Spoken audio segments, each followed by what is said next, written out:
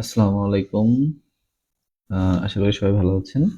তো আজকে আমরা যেটা শিখবো সেটা হচ্ছে আহ, bank related bank related any focus, ঠিক আছে?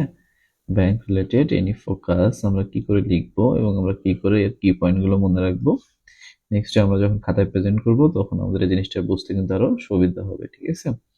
তো আমরা হচ্ছে কি কি শিখেছি সেটা নিয়ে আমরা আগে আলোচনা করি। আমরা মোট ফোকাসকে কয়েকটা ক্যাটাগরিতে ভাগ করেছি, তাই না? যেন আমরা একটা ফোকাস শিখলে ওই রিলেটেড যে কোনো ফোকাস ফ্রি হ্যান্ডে লিখতে পারি। প্রথম হচ্ছে আমাদের ইকোনমি। ইকোনমি অথবা হচ্ছে আমরা এটাকে বলতে পারি হচ্ছে ইকোনমিক প্রবলেমও লিখতে পারি। Economic problem. আরেকটা হচ্ছে এনি ডেভেলপমেন্ট ইস্যু, তাই না? Any development issue. এগুলো কিন্তু আমরা সব হচ্ছে একটা ফোকাস দ্বারা লিখতে পারবো, ঠিক আছে? একটা ফোকাস দিয়ে আমরা ইনক্লুসিভ ডেভেলপমেন্ট, রুরাল ডেভেলপমেন্ট, এগুলো সবই কিন্তু আমাদের ক্লাসে 2 নম্বর, 3 নম্বর, 4 নম্বর ক্লাসে কিন্তু এগুলো সব নিয়ে আলোচনা করা হয়েছে। এরপরে হচ্ছে আমরা টেকনোলজি নিয়ে আলোচনা করছি, মানে যে কোনো টেকনোলজি রিলেটেড ফোকাস কি করে আমরা সুন্দর করে লিখবো। টেকনোলজি বলতে হচ্ছে ক্যাশলেস ইকোনমি, ডিজিটাল ইকোনমি, তাই না? তারপর হচ্ছে মানে টেকনোলজি রিলেটেড যে কোনো ফোকাস আমরা কিভাবে লিখবো এগুলো নিয়েও কিন্তু আমাদের ক্লাস দেওয়া হয়েছে, ঠিক আছে? এছাড়া এখন আমাদের বাকি আছে তাহলে হচ্ছে ক্লাইমেট। ক্লাইমেট রিলেটেড একটা করে ফেলবো, উইমেন রিলেটেড একটা করে ফেলবো, আর ওয়ারটা যদিও আসে না, ওয়ার রিলেটেড একটা পড়ে ফেলতে পারলে আমাদের তার কোনো বিষয় নাই, আমাদের আর কোনো টেনশন থাকে না। মোটামুটি এই যদি আমরা শিখে ফেলতে পারি তাহলে কিন্তু আমাদের আর ইউথ ডেভেলপমেন্ট নিয়ে যদি একটা পড়ে ফেলতে পারি তাহলে কিন্তু আমাদের ফোকাস শেষ। তার মানে আমরা যদি যে কোনো ফোকাস বই মানে সূচিপত্র দেখি, দেখবো যে আমরা এমন কোনো ফোকাস নাই যেটা আমরা লিখতে পারি না, প্রত্যেকটা ফোকাসই আমরা কিন্তু ফ্রি হ্যান্ডে লিখতে পারবো, তাই না? তো এখন হচ্ছে আমরা আজকে আলোচনা করব হচ্ছে ব্যাংক নিয়ে। ব্যাংক রিলেটেড আমরা যে কোনো ফোকাস কিভাবে লিখবো সেটা নিয়ে মূলত হচ্ছে আমাদের আজকে আলোচনা হবে, ঠিক আছে? আমরা ব্যাংক রিলেটেড যে কোনো ফোকাস কিভাবে লিখবো সেটা নিয়ে আমাদের আজকের আলোচনা। তো আমরা চলে যাই আমাদের এই শীটটাতে, আমরা চলে যাই আমাদের এখানে কি কি আছে ব্যাংক রিলেটেড। আমরা ড্রাইভ লিঙ্কে কিন্তু ফোকাসটা দিয়ে আছে। তো এখানে প্রথম হচ্ছে আমরা যেটা করেছি সেটা হচ্ছে কোটেশন দেওয়া হয়েছে, ঠিক আছে? কোটেশন ব্যাংক রিলেটেড আমি গুরুত্বপূর্ণ যে কোটেশন গুলো আমি যেটা ইউজ করতাম প্লাস আমার নোট করা ছিল সেখান থেকে কিন্তু আমাদের উঠিয়ে দিয়েছি। প্রথম যে পয়েন্টটা কি, banking is not just about a money, it's about trust and relationship, ঠিক আছে? 1 number, banking reforms are critical to fostering investor confidence. আমার কথা হচ্ছে যখন আমরা দিব কোটেশন যেন ভুল না যায়, কোটেশন আমরা 3টার মতো মুখস্থ করে রাখবো। এছাড়া দেখেন আরো কয়েকটা সুন্দর সুন্দর দেওয়া আছে, আমি সব থেকে বেশি ইউজ করতাম এইটা, ঠিক আছে? হেনরি স্মিথের এইটা আমার কিন্তু সব থেকে বেশি পছন্দের, কারণ আমার ভূমিকাটাও ছিল এই রিলেটেড যে bank are to the economy, মানে অর্থনীতির জন্য ব্যাংক যে যা the heart is to human body, মানে আমাদের হার্টটা আমাদের শরীরের জন্য যতটা গুরুত্বপূর্ণ ঠিক আমাদের অর্থনীতির জন্য ব্যাংকটা ততটাই গুরুত্বপূর্ণ বা একটা পার্ট। এটা কে বলছে? Henry Smith. আমার ইন্ট্রোডাকশনটাও দেখলে বুঝবেন আমি এই রিলেটেডই কিন্তু ইন্ট্রোডাকশনটা ইউজ করি। আচ্ছা, এছাড়া আরো দু একটা আমাদের দেওয়া আছে, আমরা করবো, কিন্তু এটা আমার সব থেকে পছন্দের ছিল, আপনারা এটা ইউজ করতে পারেন। আচ্ছা, আমরা আজকে ফোকাস থেকে কি কি লিখতে পারবো, কি কি শিখতে পারবো সেটা সেটা দেখে ফেলি। প্রথম হচ্ছে চ্যালেঞ্জিং অফ ব্যাংকিং সেক্টর। আমাদের ব্যাংকিং সেক্টরে যে যে চ্যালেঞ্জ গুলো আছে সেটা সম্বন্ধে আমরা জানতে পারবো। রিফরমেশন অফ ব্যাংকিং সেক্টর, এই ফোকাস লিখতে পারবো।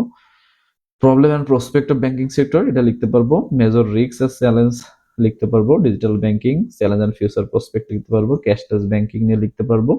Role of government strengthening banking sector, এটা নিয়ে আমরা লিখতে পারবো, ঠিক আছে? এরপরে হচ্ছে banking sector reformation of Bangladesh, cyber risk and security in Bangladesh, financial inclusion and digital banking and good governance in banking sector. আর 12 নম্বরে হচ্ছে এনপিএল, হ্যাঁ, নন পারফর্মিং লোন, এটা আমরা লিখতে ভুলে গেছি চ্যালেঞ্জের মধ্যে। তো নন পারফর্মিং লোনটাও কিন্তু আমরা লিখতে পারবো, এটা যদি আমি আলাদাভাবে আপনাদের দিয়ে দিয়েছি এবং আবার দেওয়া হবে, ঠিক আছে? তো এতগুলো ফোকাস, মানে ব্যাংক রিলেটেড কোনো ফোকাস বাকি নাই, সূচিপত্র পাবেন না, সেগুলো আমাদের দেওয়া আছে, ঠিক আছে? তো আমরা এটা কিভাবে শুরু করবো? প্রথম হচ্ছে একটা কমন ইন্ট্রোডাকশন, যেটা আমরা সব ফোকাসের জন্য ইউজ করতে পারি। তো এখানে কি লিখেছি? Banking sector is considered to be heart of a healthy economy. একটা স্বাস্থ্যকর অর্থনীতির জন্য হচ্ছে ব্যাংকিং সেক্টরকে কি এটা হার্ট হিসেবে গণনা করা হয়। This is specially true for a developing country like Bangladesh. এটা সব থেকে সত্য আমাদের দেশের মতো একটা ডেভেলপিং কান্ট্রির জন্য। Any disruption in this sector will lead effects in the কি ইকোনমি অফ কান্ট্রি। যে কোনো একটা সমস্যা যদি এই সেক্টরে হয় তাহলে কিন্তু আমাদের কি একটা বড় ইফেক্ট পড়তে পারে। তো the health of the economy is closely related to the soundness of its banking sector system, তাই না? মানে আমাদের আমাদের অর্থনীতিটা হচ্ছে আমাদের যে ব্যাংকিং সিস্টেম এর যে ভালো বা খারাপের উপরে কিন্তু নির্ভর করে। ব্যাংকিং সেক্টর খারাপ মানে আমাদের অর্থনীতি খারাপ হয়ে যাবে, ব্যাংকিং সেক্টর ভালো মানে আমাদের অর্থনীতি কিন্তু ভালো হবে, ঠিক আছে? কারণ আমাদের হচ্ছে ব্যাংকিং সেক্টর হচ্ছে সার্ভিস সেক্টরের একটা পার্ট, যেখানে বাংলাদেশের মানে অর্থনীতির একটা মেজর পার্টই কিন্তু সার্ভিস সেক্টর কন্ট্রিবিউট করে থাকে, ঠিক আছে? A bank is a matter of fact that just like a heart to the economic structure, ওই যেটা আমি প্রথমে বলেছিলাম সেইটা দিয়ে সুন্দর করে এখানে কিন্তু আমরা লিখে দিয়েছি। হ্যাঁ, at present the heart of banking sector facing several challenges. এই যে এখানে লিখলাম না যে বর্তমানে আমাদের হার্টটা হচ্ছে কি অনেক ধরনের সমস্যার সম্মুখীন হচ্ছে। এখন এই হচ্ছে আমাদের মেন জায়গাটা, এখানে আমরা যে সমস্যাটা লিখবো সেটা কিন্তু লিখে দেবো, ঠিক আছে? এই যে লিখেছি at present the hard banking sector facing several challenges, কি লাইক কি লিখে দিতে পারি এনপিএল, নন পারফর্মিং লোন। তখনই কিন্তু ফোকাসের পুরো ইন্ট্রোডাকশনটা কি নন পারফর্মিং লোনে চলে যাবে। মেনি চ্যালেঞ্জেস, তাহলে কি এখানে আমাদের রিফরমেশন দরকার, তাহলে যত রিফরমেশনে লিখেছি সবগুলো কিন্তু ওখানে আমরা লিখতে পারবো, ঠিক আছে? এখন আমরা চলে আসি যে মেজর চ্যালেঞ্জ গুলো কি কি যেগুলো আমাদের হচ্ছে ব্যাংকিং ইন্ডাস্ট্রি ফেস করতেছে। এই চ্যালেঞ্জ গুলো আমাদের জানা দরকার। এর আগে তো আমরা হচ্ছে কারেন্ট স্ট্যাটিস্টিক্স একটা পয়েন্ট অ্যাড করতে পারি, যে বর্তমান কি অবস্থানে আছে আমাদের ব্যাংকিং সেক্টর, কেমন কন্ট্রিবিউট করতেছে, কারেন্ট ল্যান্ডস্কেপ একটা পয়েন্ট কিন্তু আমরা এখানে অ্যাড করতে পারি। ওকে, আচ্ছা। তো এখন আমাদের হচ্ছে কি কি আছে, নন পারফর্মিং লোন, এটা হচ্ছে প্রথম আমাদের সমস্যা। উইক গভর্নেন্স, এখানে বাংলায় লিখে দিয়েছি, হ্যাঁ। Political and undue influence, capital adequacy problem, poor risk management, liquidity pressure, regularity challenge, cyber security risk, skill man power shortage, public trust issue. তো এখান থেকে আমাদের যে কোনো পাঁচটা আমরা কিন্তু এমনভাবে পড়বো যেন পরীক্ষা হলে আমাদের পাঁচটা কিন্তু মনে পড়ে যায়, তাহলে কিন্তু আমরা সুন্দর করে জিনিসটা কাভার আপ দিয়ে আসতে পারবো। ওকে, আচ্ছা। এবার হচ্ছে major risk in the banking sector, ঠিক আছে? চ্যালেঞ্জ আর রিস্কের মধ্যে কিন্তু পার্থক্য আছে, হ্যাঁ। চ্যালেঞ্জ হচ্ছে কি কি সমস্যা, মানে পারিপার্শ্বিক সমস্যা, আর রিস্ক হচ্ছে ব্যাংকিং সেক্টরে আমাদের কি কি রিস্কের মধ্যে সম্মুখীন হতে হয়, ঠিক আছে? এটা প্রথম হচ্ছে ক্রেডিট রিস্ক, এই যে ঋণ গ্রহীতা পরিশোধে ব্যর্থ হওয়ার ঝুঁকি, লিকুইডিটি রিস্ক আছে, অপারেশনাল রিস্ক আছে, মার্কেট রিস্ক আছে, ইন্টারেস্ট রেট রিস্ক আছে, ফরেন এক্সচেঞ্জ রিস্ক আছে, সাইবার রিস্ক আছে, কমপ্লায়েন্স রিস্ক আছে, রেপুটেশন রিস্ক, কনসেন্ট্রেশন রিস্ক। তো এইগুলো যখন আমরা লিখবো তখন আমরা কিন্তু এইভাবে লিখতে পারি, যেহেতু জায়গা কম থাকে, রিস্ক লিখে এখানে একটা গোল দিয়ে আমরা কিন্তু এইভাবে চারিদিকে অ্যারো অ্যারো দিয়েও কিন্তু লিখতে পারি। জিনিসটা কিন্তু সুন্দর দেখায়, যেহেতু শর্ট জিনিস। এখানে আমরা লিখে দিলাম কি ক্রেডিট রিস্ক, এখানে আমরা লিখলাম লিকুইডিটি রিস্ক, এখানে আমরা লিখলাম মার্কেট রিস্ক, এখানে আমরা লিখলাম ফরেন এক্সচেঞ্জ রিস্ক, এখানে একটা লিখলাম, এখানে একটা লিখলাম, এখানে এইভাবে কিন্তু লেখা যায়। আবার আরেকভাবে লেখা যায়, যদি এভাবে বক্স করে নিয়ে আমরা যদি এভাবে অ্যারো দিয়ে লিখি, জিনিসটা কিন্তু তাও সুন্দর দেখায়।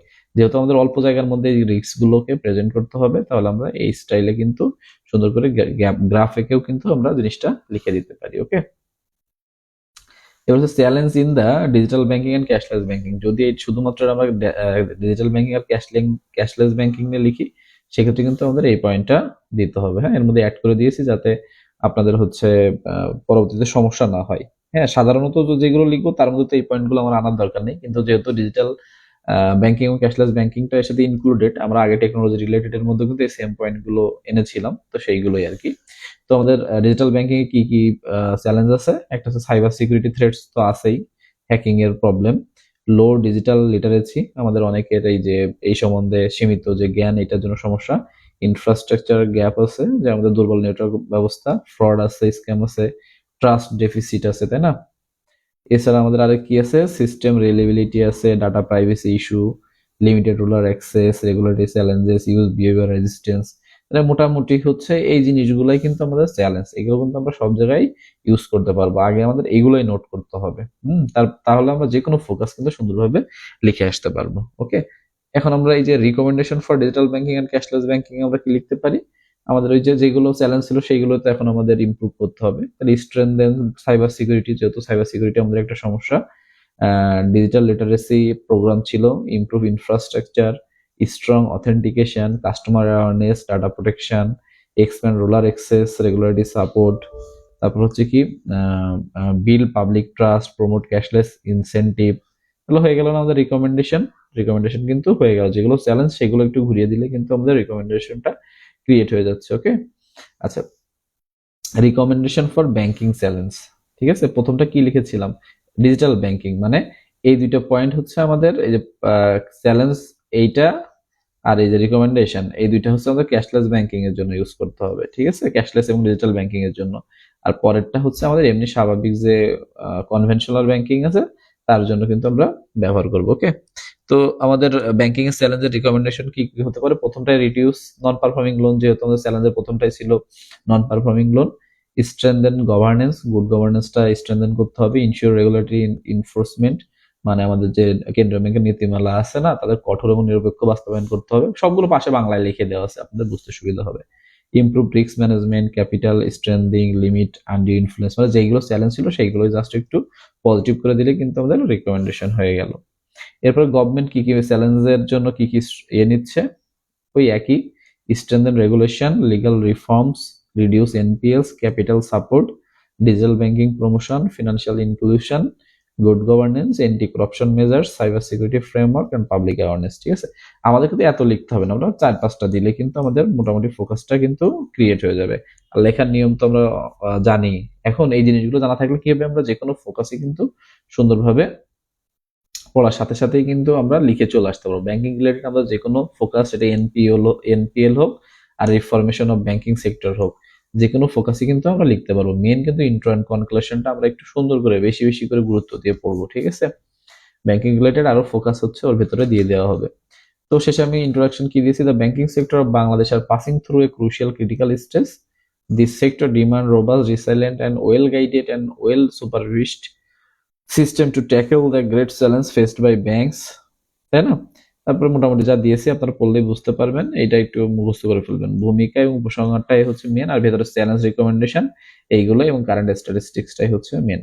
তো এটা যখন আমরা হ্যান্ড নোট দিব তখন আরো বুঝতে পারবো, এবং যে কোনো এখান থেকে যে কোনো একটা টপিক নিয়ে যখন লিখবো তখন জিনিসটা কিন্তু আমরা আরো ক্লিয়ার হয়ে যাব। কিন্তু মেইনলি আমাদের হচ্ছে এই যে কি পয়েন্টগুলোই কিন্তু আমাদের পরীক্ষকরা দেখবে, যে আমরা জিনিসটা কতটুকু মানে ক্লিয়ার এবং ওই বিষয়ে আমরা কতটুকু জানি, সেটা কিন্তু আমাদের মূল যে জিনিসটা সেটা কিন্তু ফুটাই উঠাবে। এই জন্য আমাদের এই দিকেই হচ্ছে বেশি খেয়াল করতে হবে। তো যারা আগের ভিডিওগুলো দেখেনি অবশ্যই আগের ক্লাসগুলো দেখে ফেলতে হবে, তাইলে কিন্তু এটা সম্বন্ধে আরো বেশি ধারণা পাবো যে আমরা কমন ফরম্যাট গুলো কি করে ইউজ করব।